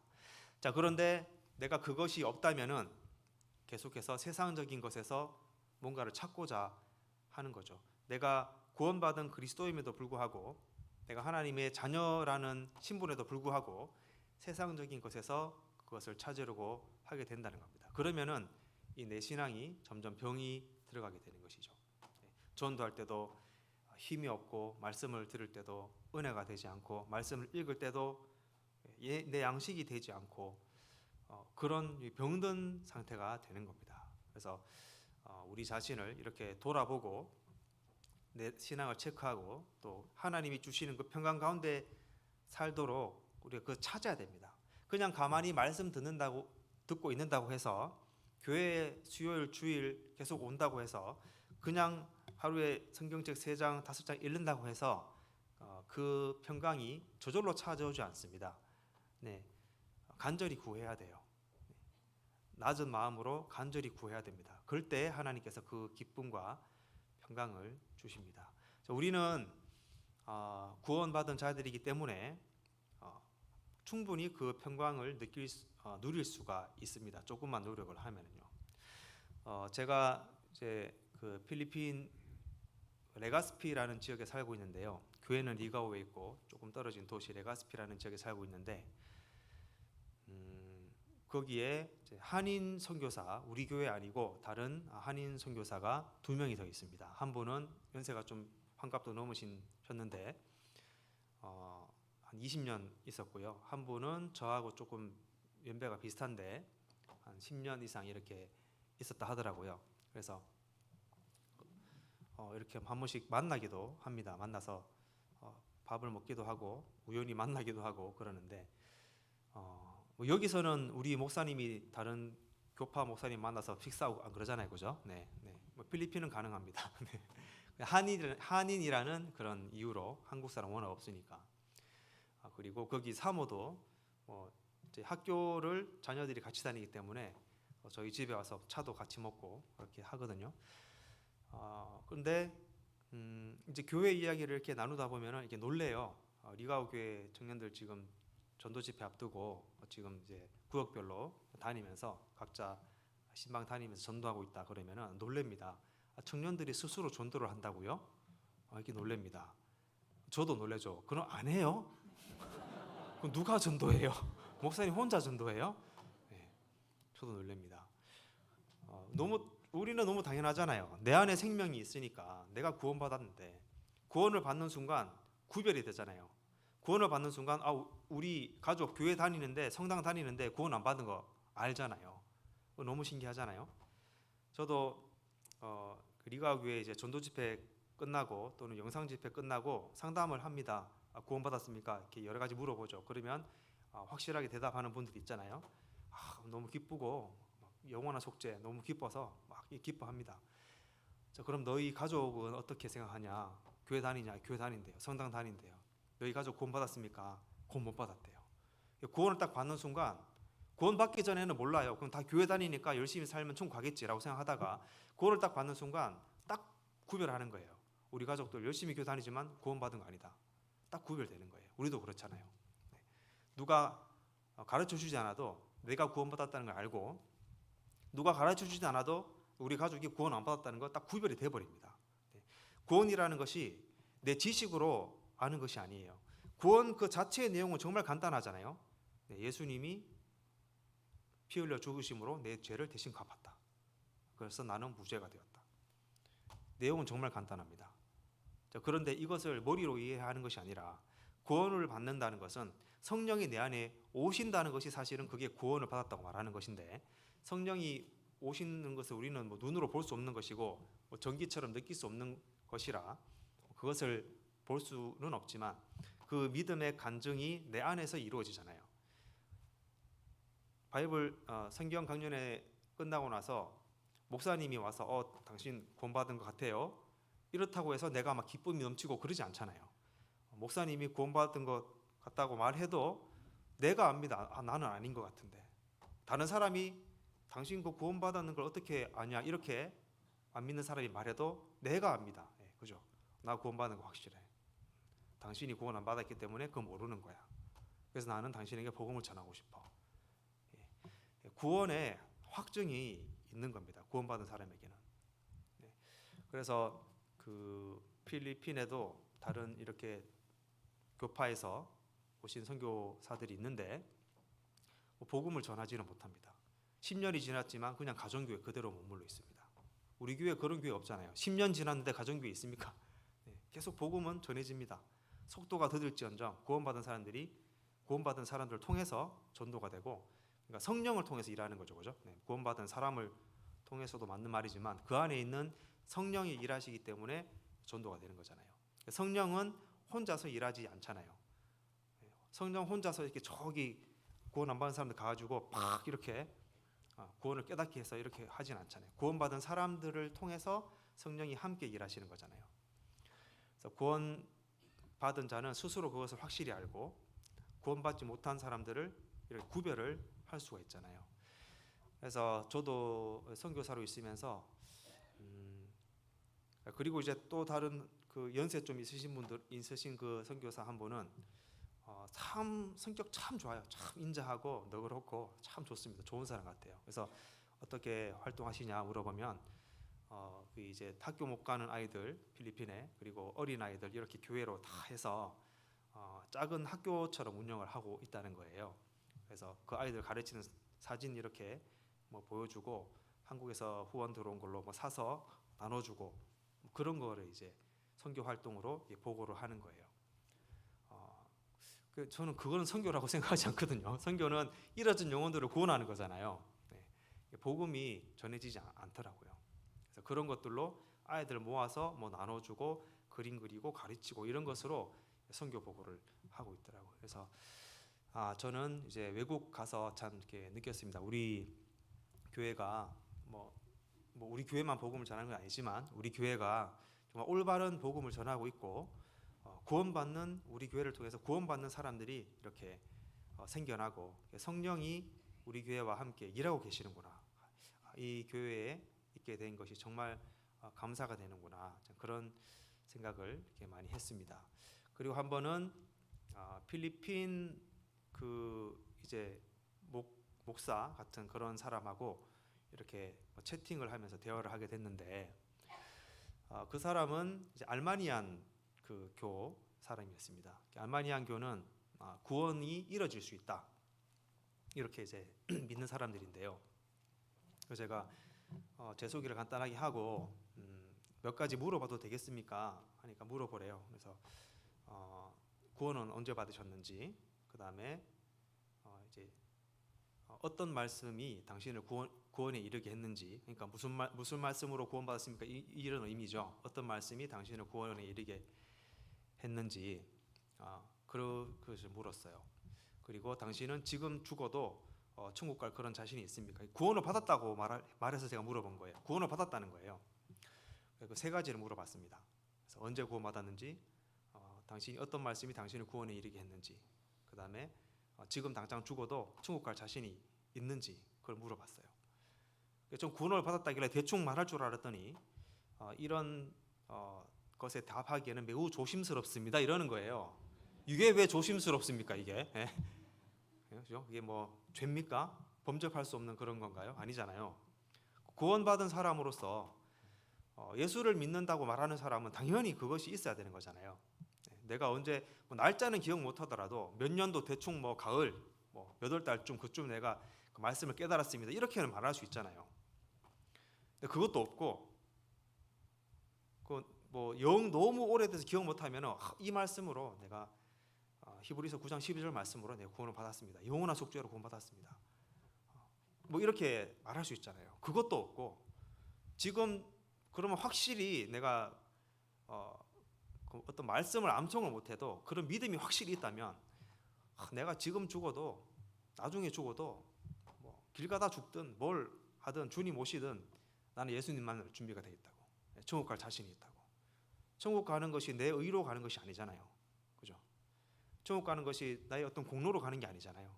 예수님의 피로, 오로지 예수님의 공로로 천국 가는 것인데 그게 자신이 없다는 말은 뭐죠? 그게 내 마음에 없다는 거잖아요. 만약에 우리의 공로로 천국 간다 그러면 열심히 해야죠. 이게 말이 돼요. 그죠? 그런데 천국은 그렇게 갈 수 있는 사람이 아무도 없기 때문에 오로지 예수님의 피로만 천국에 갈 수 있기 때문에 예수님의 피로 우리가 구원을 받는 것이잖아요. 그런데 나는 그 사람은 이제 나는 그런 자신이 없고 오로지 난 열심히 예수님 믿고 오로지 하나님께 그 결과를 맡긴다 이러는 거예요.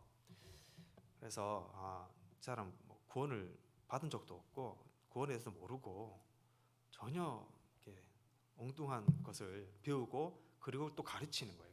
가르치고 있는 거예요. 그래서 당신을 통해서 당신이 전도하는 걸 통해서 구원받은 사람이 나타납니까? 또 물어봤어요. 이것만 물어보고 대화를 할 필요가 없겠다 싶어가지고 없대요. 열심히 이렇게 하다 보면 하나님이 이렇게 하는 것이지 이렇게 하는 것이다.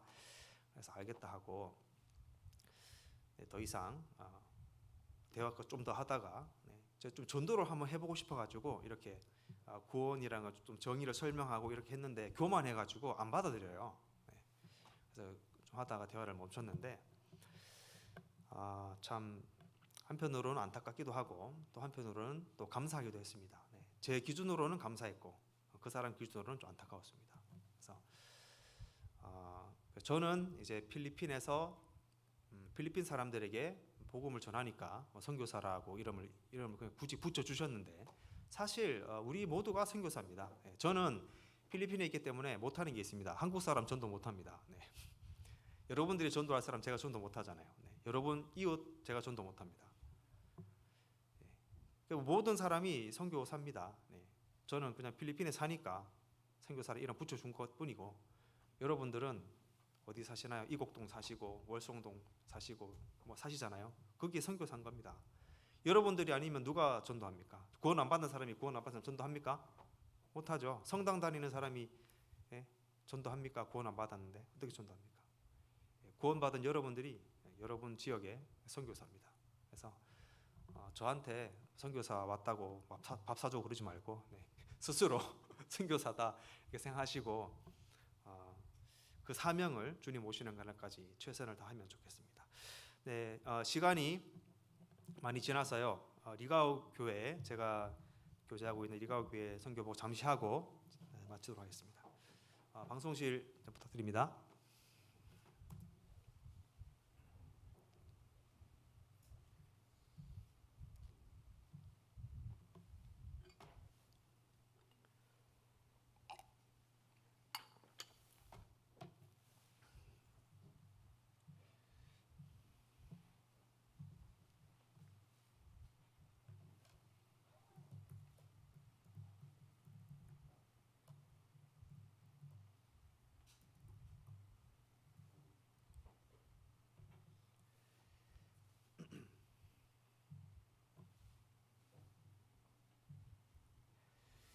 네, 필리핀 라이프 워드 미션 리가오 처치입니다. 네.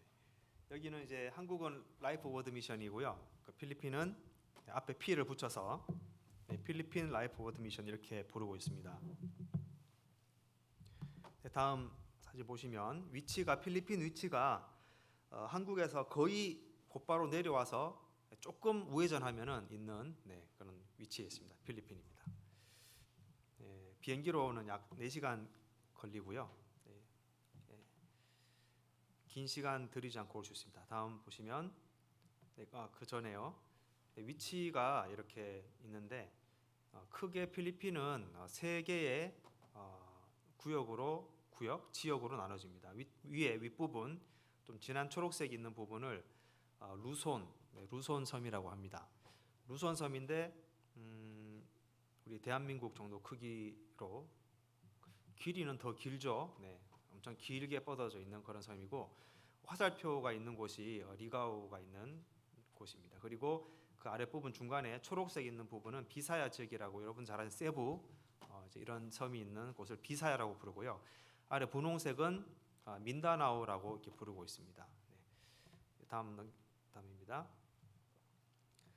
지금 이제 2026년 이제 이게 2025년 마지막에 만든 지도인데 약 150개 교회가 지금 필리핀에 있습니다. 그래서 빨간색이 그 선교사가 아니고 목사, 전도인이 있는 교회고요.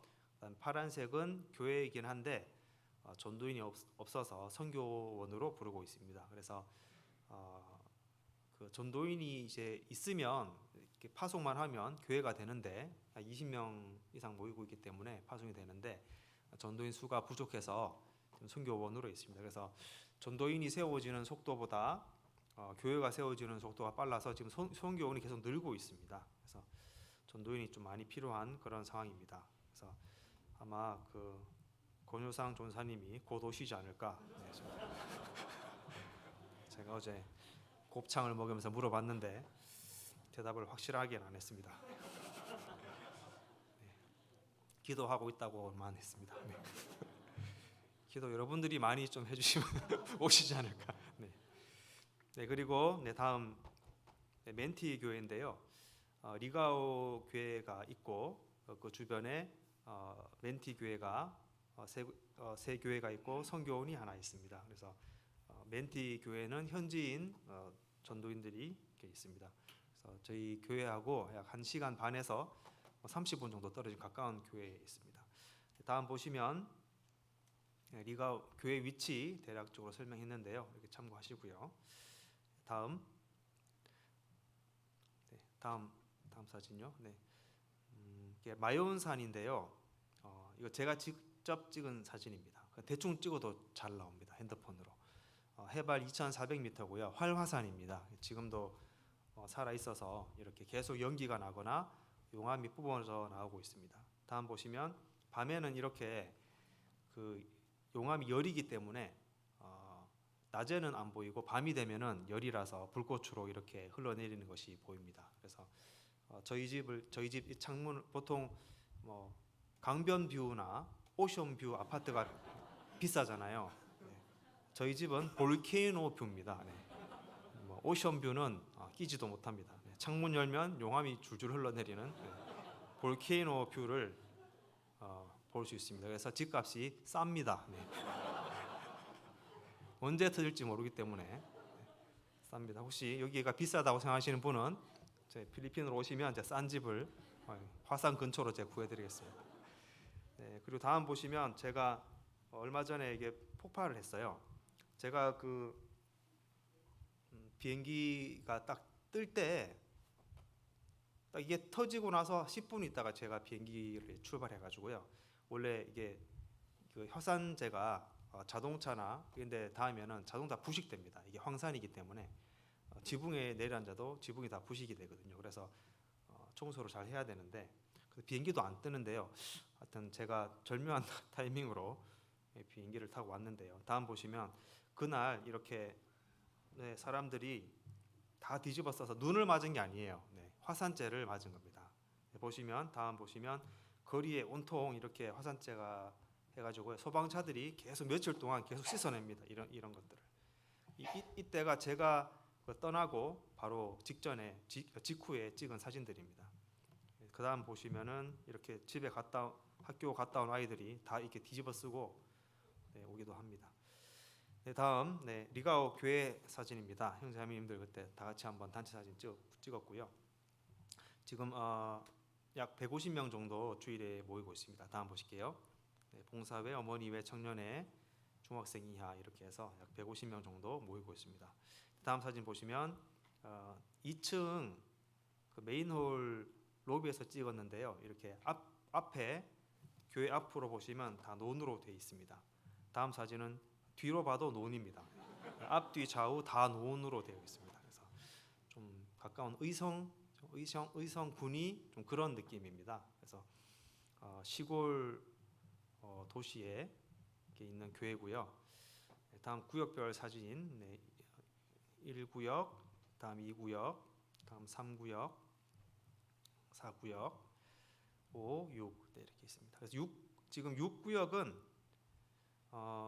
그 폴랑기라는 이름의 지역인데 교회에서 약 20분, 30분 정도 떨어져 있고요.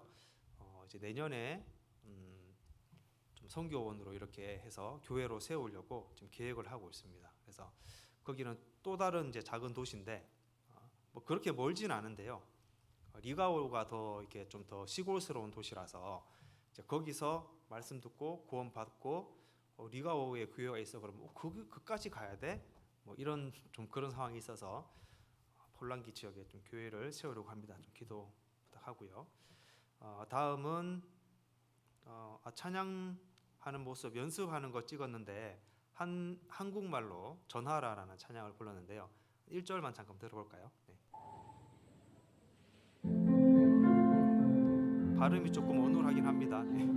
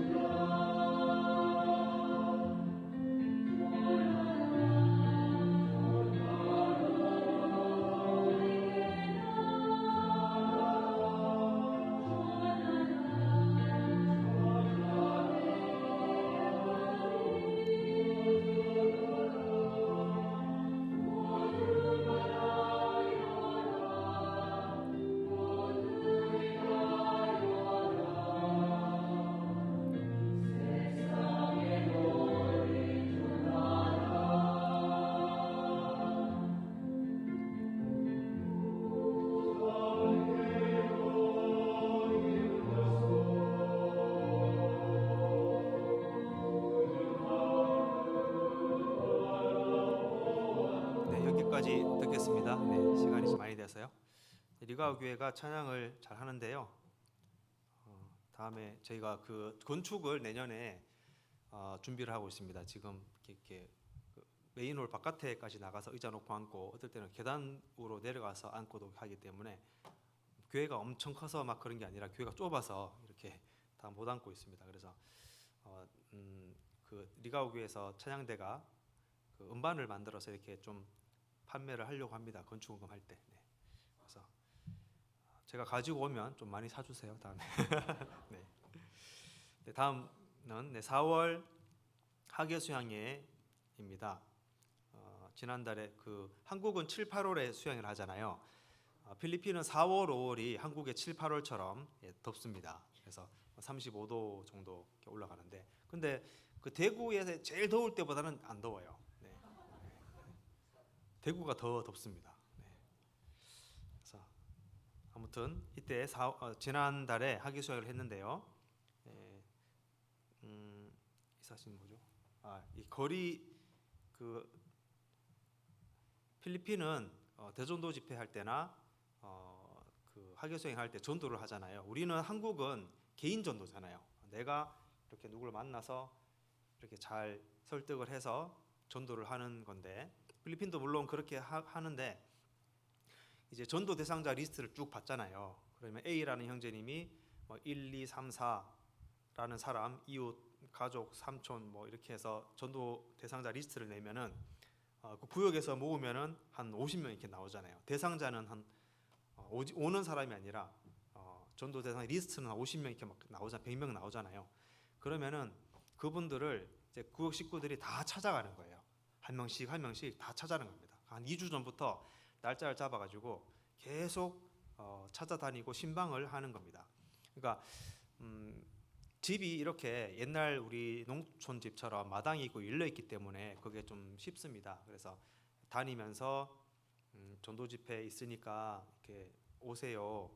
밥도 주고 애들도 케어하고 또 이번 말씀 들으면 구원의 확신을 받을 수 있습니다. 이렇게 찾아다니면서 전도를 하고, 또 그 집에 가면 그 옆집이 또 있잖아요. 또 분위기 보고 좀 열려 있다 싶으면 또 옆집에도 가서 또 바이블 세미나에 있으니까 초대합니다 하고 안대장 주고 설명하고 이렇게 계속 그런 전도를 합니다. 그래서 쉬는 날이나 공휴일이 있는 날은 홀데이 그 노방 전도를 이제 스트리트 이벤젤리즘이라고 하는데, 홀데이 스트리트 이벤젤리즘이라고 해서 도시락을 싸서 아침 한 9시부터 해서 계속 방문을 하는 거예요.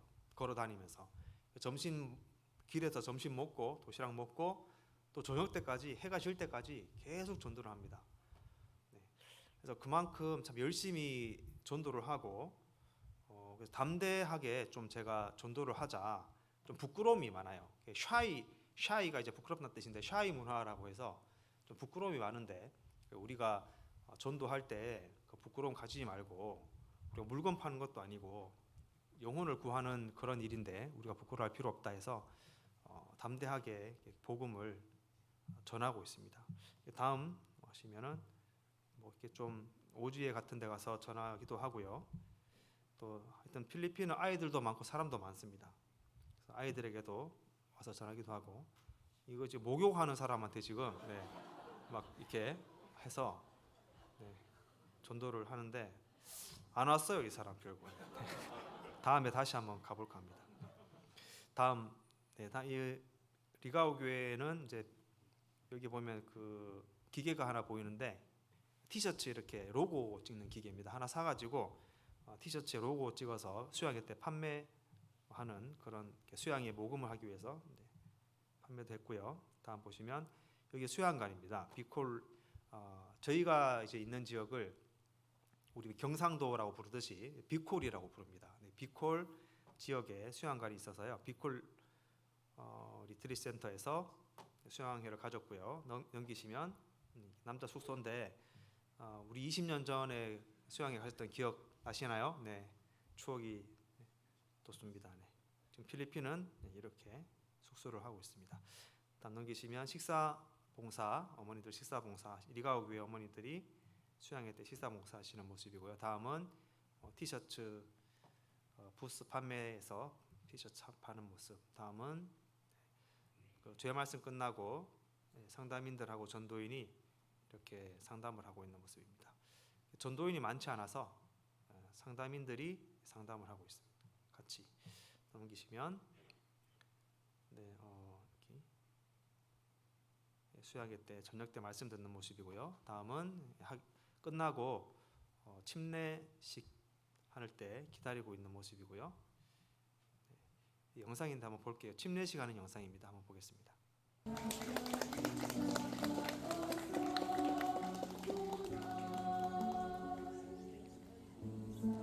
미가교회 찬양대가 이제 찬양하고 있습니다.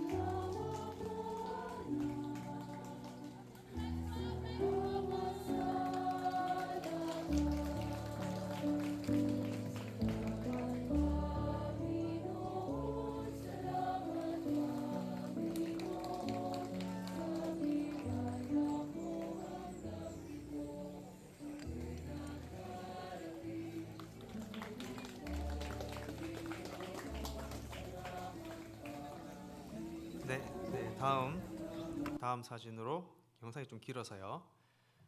자기가 이렇게 전도한 사람이 이렇게 침례 받으니까 막 기뻐하는 그런 모습이고요. 수양회 이 영상 한번 들어볼까요? 수양회 영상인데 최근 거 못 찾아서 2024년도 거를 갖고 왔습니다. 수양회 종합 영상입니다.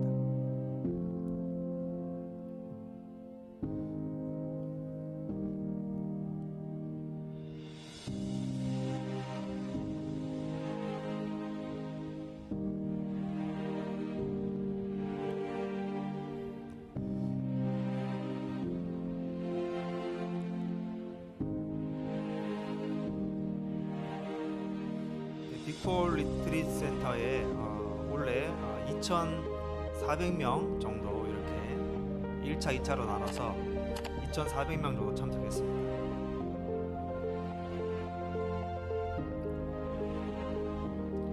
최근 영상을 못 찾아가지고 지난 영상을 좀 가져왔습니다.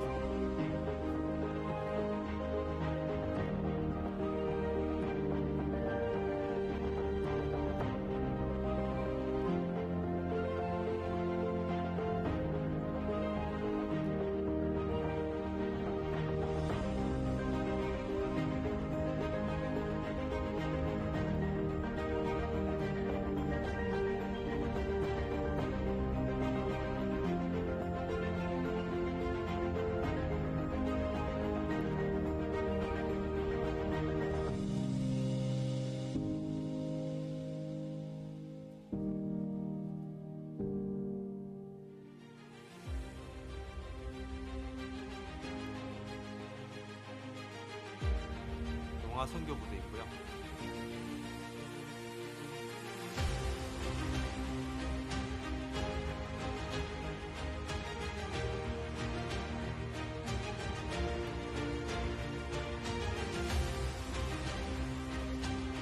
어린이 바이블 세미나 성경 강연.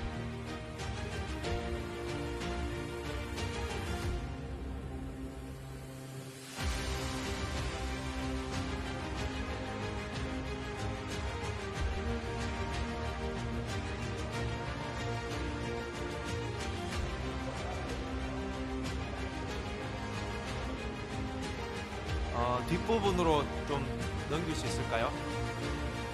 Pasok kaagad sa event. 네, 이 정도. 네.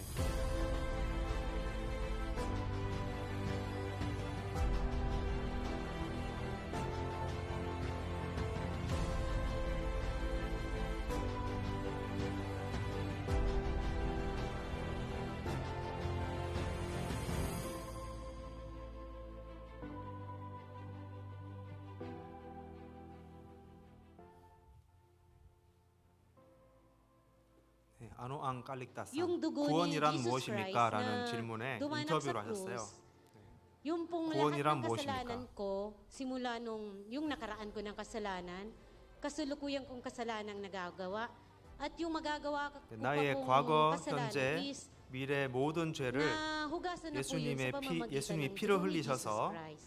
Na yun po ay 용서를 malaking 해주셨습니다. 사해 주셨습니다. pasalamat ko po sa Kanya at the age of 50, dun lang po ako naligtas. 그래서 제가 그것을 믿고 구원을 얻었습니다. According sa Bible, na hindi naman 침례란 talaga siya, 무엇입니까? 라는 질문에 which is parang daan sa kaligtasan, pero siya ay yung parang magiging as a 성경적으로 new, 침례로 구원을 bago 얻는 것은 na tao, 아닌데 which is ililibing yung nakaraan na puno ng 이 mga 침례를 kasalanan. 통해서 내 과거에 내가 죽고 새롭게 태어났다 이런 말을 하고 있습니다.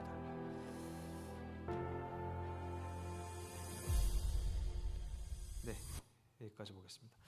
네, 그래서 참 필리핀의 형제자매님들 교제를 해보면 그 구원의 믿음이 확실하고 그리고 그 복음의 내용을 확실히 이해하고 그 다음에 그 복음으로 정말 이게 기뻐하고 감사하는 그런 모습을 참 볼 수 있습니다. 이게 너무 참 순수하고 그 복음을 진정으로 하나님 말씀으로 받아들여서 자기 삶에 적용해서 확실히 구원받는 그런 모습을 볼 수 있습니다. 그래서 어린아이와 같은 자가 구원을 얻는다고 하셨는데 정말 이 필리핀 사람들이 우리 달쏘기에는 많이 다녀와 보셨잖아요. 참 순수하고 하나님 말씀을 정말 하나님 말씀으로 받아들이는 그런 마음이 있습니다. 그래서 예전에 제가 간지 얼마 안 됐을 때 그 아간의 범죄에 대한 우리 설교 가끔 듣잖아요. 이렇게 숨겨가지고 자기가 이게 숨겨가지고 죄를 지어서 전쟁에 아이성 전쟁에 패하는 그런 내용 우리가 자주 접하지 않습니까? 이제 그런 설교를 했는데 이제 우리 가운데 죄가 있어서는 안 된다. 또 교회 가운데 죄가 들어와서는 안 된다. 그런 내용이잖아요. 그 설교를 이제 하고 나서 제 그 집무실로 들어왔는데 밖에 상담을 하려고 형제들이 줄을 서 있는 거예요. 회개한다고 이렇게 줄을 서 있더라고요. 그래서 내가 이런 죄를 지었는데 하면서 또 그렇게 하고 보내고 나면 그 다음 형제 나와서 제가 어떤 자매를 좋아하는데 그러면서 이렇게 정말 순수하게 솔직하게 참 그런 모습을 보고 정말 참 여러 가지 생각이 들었습니다. 그래서 참 이렇게 순수하게 하나님 말씀을 정말 하나님 말씀을 하나님 말씀으로 받아들이는구나. 하나님 말씀을 진짜 하나님 말씀으로 받아들이는구나. 그런 모습을 보면서 참 오히려 제가 좀 많이 배우고 그렇습니다. 그래서 지금 이제 마지막으로 말씀드리면은 리가오 교회가 아까 사진 보여드렸다시피 의성 군위 같은 그런 시골 도시입니다. 그래서 뭐 공장도 없고 뭐 어디 취직할 데가 없어요. 농사는 이제 어르신들이 그 땅을 가지고 있으니까 어르신들이 짓고 있고 그 자제분이나 아니면 손자들이 학교를 다니면서 그 리가오라는 도시에 머물고 있는데 그 중간층이 없어요. 30대 중반 40대가 없습니다. 일자리가 없다는 뜻이죠. 다 외국에 나가 있거나 가끔 외국에 나가 있거나 마닐라라는 대도시에 나가 있습니다. 그래서 예전에는 그 형제 자매들이 일하려고 이렇게 마닐라로 많이 가고 했었는데 우리도 사실 이렇게 대구에 있다가 서울에 취직하려고 갔다 그러면은 신앙을 이렇게 잃고 교회에서 못 보는 경우가 많이 있지 않습니까? 필리핀도 마찬가지입니다. 그래서 직장을 가지고 상담할 때는 이제 의욕이 있죠. 내가 마닐라에 가서 직장 구하고 거기서 마닐라 교회도 있고 마닐라에는 이제 여러 그 교회가 또 많이 있으니까 큰 도시라서 거기 가겠다. 사실이죠. 네, 그런 마음 있죠. 그런데 막상 가보면 뭐 터를 잡는 것부터 직장 구하는 것부터 엄청 힘든 거예요. 네. 시골 살다가 도시 가니까 한 주 빠지고 두 주 빠지고 세 주 빠지고 그리고 계속 교회 못 나가고 신앙 잃어버리고 몇 년 지나면은 완전히 세상 사람 돼 있고 이제 처음에 내가 갈 때와 거기 사실 도착해서는 완전히 다른 상황이 되거든요. 그래서 신앙을 많이 잃어버리는 것을 우리가 또 봤고 그래서 리가오 교회 형제자매들에게 소원을 하자. 우리가 여기서 직장 구하기 어려운 거 사실입니다. 예. 그러니까 우리가 하나님께서는 못하실 일이 없으니 여기서 우리가 소원을 하고 약속을 하고 하나님께 내 마음을 드리자. 그러면 하나님께서 이것을 해결해 주실 것이다. 이렇게 하고 서원을 하고 기도를 했습니다. 그래서 저번에도 제가 잠시 말씀드렸는데 어떤 공장이나 이런 게 없다 보니까 그들이 할 수 있는 것은 교사, 공무원, 은행원 이런 것밖에 없는 거예요. 은행은 있으니까, 학교는 있으니까, 공기관이 있으니까. 그래서 그 임용고시 시험, 또 공무원 시험 이런 것들을 열심히 공부해가지고 시험을 쳤어요. 그래서 7명이 탁 쳐가지고 다 떨어졌어요. 그래서 그 어떤 섬에 가서 쳤는데 섬에서 나오지 말라고 그래요. 네, 그 다음에 쳤는데 5명이 쳤는데 다 붙었어요. 그리고는 지금 12명, 15명 정도 그 시험을 다 패스했어요. 그래서 지금 그때가 약 3년 전의 일이었고요. 지금 그 시험 붙은 그 청년들이 전교사가 되고 또 전교사가 아직 되지 못한 청년들은 그 사립학교, 사립학교는 좀 급여가 적습니다. 거기서 좀 이력을 쌓아야지 전교사로 갈 수 있습니다. 한국이랑 조금 시스템이 달라요. 그래서 거기서 일하고 있고 또 그 임용고시 자격증이 있으니까 꼭 학교 아니더라도 다른 데서 그거를 보고 이 사람 성실한 사람이구나, 능력 있는 사람이구나 해서 또 취직이 또 됩니다. 또 취직을 하고 나서 그 일하다가 학교로 또 발령받아서 갈 때 자리가 비니까 거기 자매들이 나한테 친구 성실한 친구 있습니다. 그 사람 집어넣으세요 하니까 또 이제 뭐 그런 시험을 패스 못한 청년들도 또 인맥으로 또 취직이 되기도 하고. 그래서 지금은 다 이렇게 대부분 리가오 교회에서 남아서 직장을 다 구했어요. 그래서 정말 참 하나님께 이렇게 약속을 하고 서원을 하고 내 마음을 드리니까 하나님께서 그 길을 열어주시는구나 하는 것을 참 체험을 했습니다. 네. 제가 취직한 건 아니지만 그 청년들을 보면서 하나님께 뭐 이렇게 그냥 기다리는 것이 아니라 내 마음을 정하니까, 요단강이 막 넘쳐 흘러서 죽을 것 같지만 내가 거기서 발을 디뎠을 때 그 강이 열렸던 것처럼 그 청년들이 소원을 하고 기도를 하니까 하나님께서 그 기도를 들어 주셨다는 참 그런 놀라운 체험을 했습니다. 그래서 우리 그 청년들에게 여러분들이 마닐라 가면 가족들 누가 전도합니까? 거기서 마닐라 가서 신앙 잃어버릴 확률이 80, 90%입니다. 그래도 가겠습니까? 그 가족들 누가 전도합니까? 그 리가오 교회 이거 어떡합니까? 우리 하나님께 소원합시다. 리가오 복음을 위해서 이 리가오 교회에 머뭅시다. 기도를 하고 소원을 했습니다. 그래서 여기서 결혼하고 여기서 자식도 낳고 너희 여러분들의 자식들이 또 리가오 교회를 채우고 전도하고 그렇게 합시다. 그렇게 기도를 하고 있습니다. 그래서 우리 달소 교회도요 청년들이 좀 있는데 뭐 어디 서울 갈 생각하지 마시고 여기서 달소 교회를 위해서 서원을 하고 내가 달소에서 결혼도 하고 내 자녀가 여기서 자라게 하겠다 그런 마음으로 하면은 하나님께서 여기서 충분히 지낼 수 있도록 그리고 신앙생활하는데 부족함이 없도록 채워 주실 거라 믿습니다. 네, 그러면 말씀과 설교 보고 마치겠습니다. 기도하겠습니다. 우리를 사랑하시는 아버지 하나님 감사를 드립니다. 죄 가운데 살던 우리를 주님께서 사랑하시고 불쌍히 여기셔서 주님의 그 귀한 보혈로 우리를 구원해 주시고 또 우리를 주님의 자녀 삼아 주심을 참으로 감사를 드립니다. 우리가 부족하고 또 우리가 연약하지만 우리에게 또한 많은 고난과 어려움들이 있습니다.